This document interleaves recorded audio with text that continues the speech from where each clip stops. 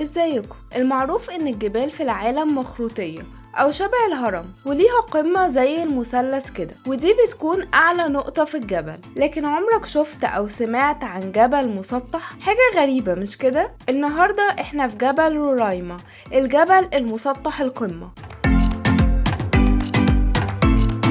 الجبل ده موجود في امريكا الجنوبية في وسط غابات الامازون على حدود 3 دول هما فنزويلا وغويانا والبرازيل، بس المساحة الأكبر منه موجودة في فنزويلا. وأعلى قمة في الجبل ارتفاعها 2810 متر فوق سطح البحر، وبيحيطه السحاب من كل الاتجاهات، فبيبان كأنه جزيرة عايمة في السماء، واللي بتمطر تقريبا كل يوم، ده غير الشلال المستمر اللي بينزل من قمته.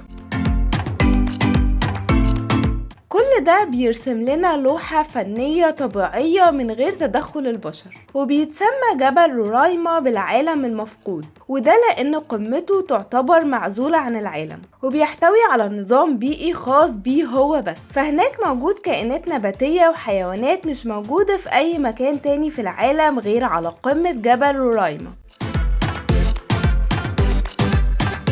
والوصول لقمة الجبل ده صعبة مش سهلة، فانت محتاج تمشي الأيام ويمكن أكتر عشان توصل لقمته. المفاجأة بقى إن ده الجبل اللي كان مصدر إلهام لفيلم أب، فيلم الأنيميشن المشهور اللي كلنا بنحبه. وبس، باي باي. كتاب مغامراتي أمريكا الجنوبية، شلال الفردوس، الأرض الضائعة. هنقل النادي بتاعي بحاله وأحطه جنب الشلال. هتوديني هناك بمنطاد، اوعدني بكده. شاور لقلبك، شاور عليه.